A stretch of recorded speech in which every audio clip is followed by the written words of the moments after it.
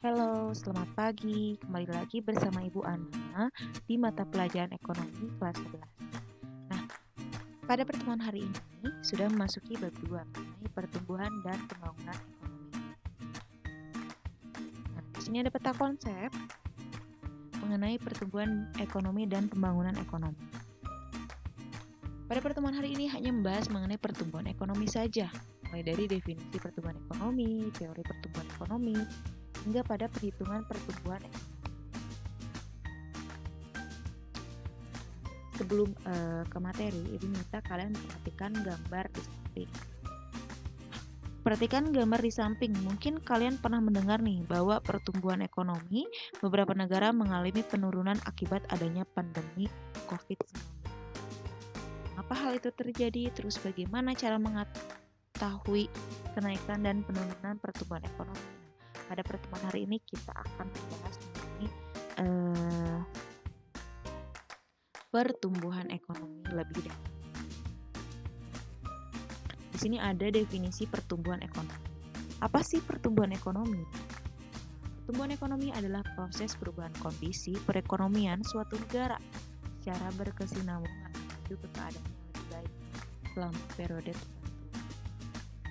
Pertumbuhan ekonomi juga dapat diartikan sebagai proses kenaikan kapasitas produksi suatu perekonomian yang diwujudkan dalam bentuk kenaikan pendapatan. Nah, adanya pertumbuhan ekonomi merupakan indikasi keberhasilan pembangunan ekonomi dalam kehidupan masyarakat.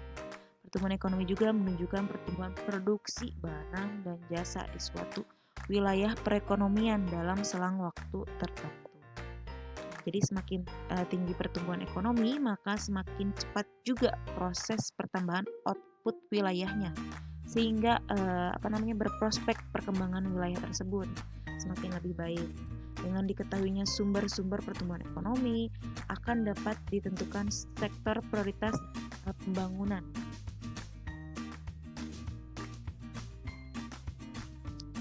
Selanjutnya kita akan membahas mengenai teori pertumbuhan ekonomi. Nah, teori dibangun berdasarkan pengalaman empiris sehingga teori dapat dijadikan sebagai dasar untuk memprediksi dan membuat suatu kebijakan. Terdapat beberapa teori yang dikemukakan beberapa ahli yang akan dibahas pada pertemuan hari ini mengenai konsep pertumbuhan ekonomi. Di sini ada teori klasik. Di sini ada Adam Smith. Adam Smith beranggapan bahwa pertumbuhan ekonomi sebenarnya bertumbuh pada adanya pertambahan penduduk. Nah, dengan adanya pertambahan penduduk, maka akan terdapat pertambahan output atau hasilnya. Nah, teori Adam Smith ini tertuang dalam bukunya yang berjudul An Inquiry into the Nature and Causes of the Wealth of Nations. Selanjutnya, teori ekonomi klasik ada menurut David Ricardo. Di sini Ricardo berpendapat bahwa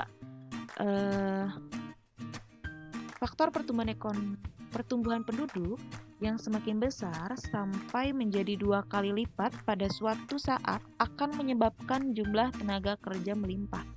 Nah, kelebihan tenaga kerja akan mengakibatkan upah menjadi turun. Nah, menurut David Ricardo. Nah, kelebihan tenaga kerja akan mengakibatkan upah menjadi lebih turun. Kenapa?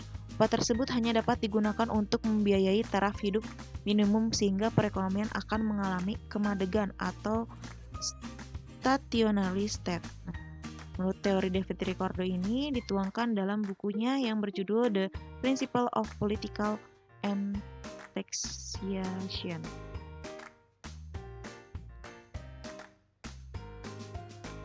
Selanjutnya di sini ada masih di teori pertumbuhan ekonomi. Yang kedua ada teori klasik. Di sini ada menurut teori Joseph Schumpeter. Nah, pertumbuhan ekonomi suatu negara terjadi jika para pengusaha mengadakan inovasi dan mengadakan kombinasi baru atas investasinya atau proses produksi. Di sini ada menurut Robert M. Solow. Nah, Robert M. Solow berpendapat bahwa pertumbuhan ekonomi merupakan rangkaian kegiatan yang bersumber pada manusia, akumulasi modal, pemakaian teknologi modern, dan hasil atau output. Nah, adapun pertumbuhan penduduk dapat berdampak positif dan dapat juga berdampak negatif. Oleh karenanya, menurut Robert, pertambahan penduduk ini harus dimanfaatkan sebagai sumber daya yang positif agar menghasilkan output yang positif juga. Ini ada menurut Harold Domar. Teori ini beranggapan bahwa modal harus dipakai secara efektif karena pertumbuhan ekonomi sangat dipengaruhi oleh peranan pembentukan modal tersebut. Nah, teori ini juga membahas tentang pendapatan nasional dan kesempatan. Nah, di sini masih membahas mengenai teori pertumbuhan ekonomi. Nah, yang ketiga membahas mengenai teori historis. Nah, di sini ada menurut Friedrich List. Nah, beliau mengatakan bahwa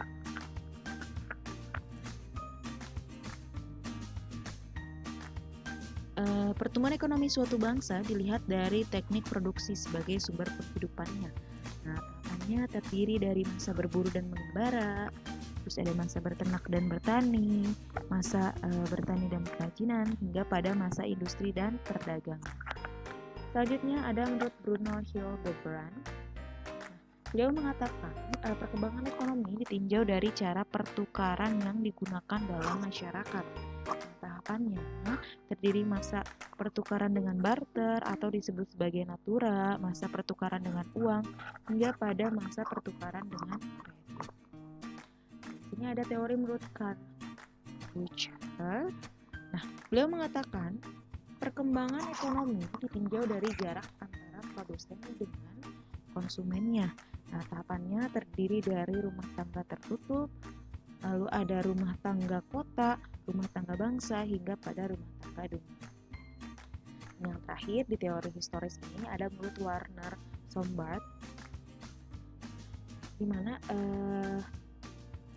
teori pertumbuhan penduduk menurut teori ini ada zaman perekonomian tertutup, di mana pada zaman ini semua kegiatan manusia hanya semata-mata memenuhi untuk kebutuhannya sendiri. Selanjutnya ada zaman kerajinan dan pertukangan. Nah, pada zaman ini kebutuhan manusia semakin meningkat, baik secara kuantitatif maupun secara kualitatif akibat perkembangan peradaban. Terakhir, ada zaman kapitalis. Nah, zaman kapitalis ini sudah muncul dalam kegiatan perekonomian. Nah, kaum kapitalis sudah mulai menguasai organisasi perekonomian. Mulai dari zaman kapitalis purba, terus nanti ada zaman kapitalis madya, lalu ada kapitalis raya, hingga pada kapitalis akhir. Selanjutnya ada teori pertumbuhan ekonomi modern. Ini menurut Walt Whitman Proskow. Ada beberapa tahap nih menurut beliau. Pertama ada masyarakat tradisional atau the traditional society. Nah, pada tahap ini masyarakat masih sangat sederhana. Kegiatan produksi hanya dilakukan untuk memenuhi kebutuhannya sendiri dan tidak menggunakan teknologi yang modern, hanya menggunakan alat-alat sederhana dan tidak ada pembagian kerja. Selanjutnya ada menurut tahapannya pralepas landas atau the precondition for take off merupakan tingkat pertumbuhan ekonomi di mana masyarakat sedang berada dalam proses transisi. Sudah mulai penerapan ilmu pengetahuan modern ke dalam fungsi-fungsi produksi baru, baik di bidang pertanian maupun di bidang industri. Selanjutnya ada tahapan lepas landas atau the take out. Nah, merupakan interval waktu yang diperlukan untuk mendobrak penghalang-penghalang pada pertumbuhan yang berkelanjutan. Nah, kekuatan-kekuatan yang mendorong pertumbuhan ekonomi diperluas. Tingkat investasi yang efektif dan tingkat produksi dapat meningkat. Investasi efektif serta tabungan yang bersifat produktif meningkat juga atau lebih dari jumlah pendapatan nasional. industri-industri baru berkembang dengan cepat dan industri yang sudah ada mengalami ekspansi dengan cepat. Selanjutnya ada tahapan dorongan menuju kedewasaan atau the drive to maturity. Nah, merupakan perkembangan terus-menerus di mana perekonomian tumbuh secara teratur serta lapangan usaha bertambah luas dengan penerapan teknologi yang modern. Selanjutnya, tahapan yang terakhir yaitu konsumsi tinggi.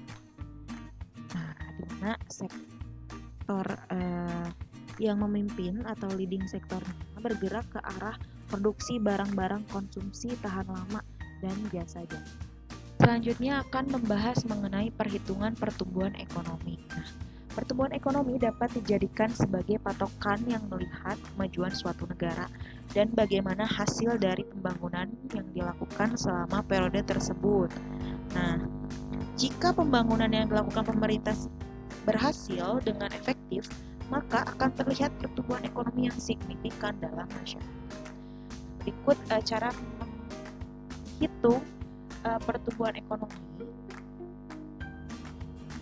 PE sama dengan GNP tahun sekarang dikurangi dengan GNP tahun lalu dibagi dengan GNP tahun lalu dikalikan dengan 100%. Kita ketemu pertumbuhan ekonominya berapa. Nah, sebagai mempermudah, di sini ada contoh kasus mengenai perhitungan pertumbuhan ekonomi. Di sini ada GNP negara X tahun 2018 adalah 160 miliar US dollar dan nilai GDP tahun 2019 adalah 168 miliar US dollar. Nah, dengan demikian pertumbuhan ekonomi yang dicapai negara X adalah ditanyakan. Kita masukin rumusnya. Jadi perhitungan pertumbuhan ekonomi dicari 2019 dikurangi dengan GNP 2018 dibagi dengan GNP 2018 dikalikan 100%. Kita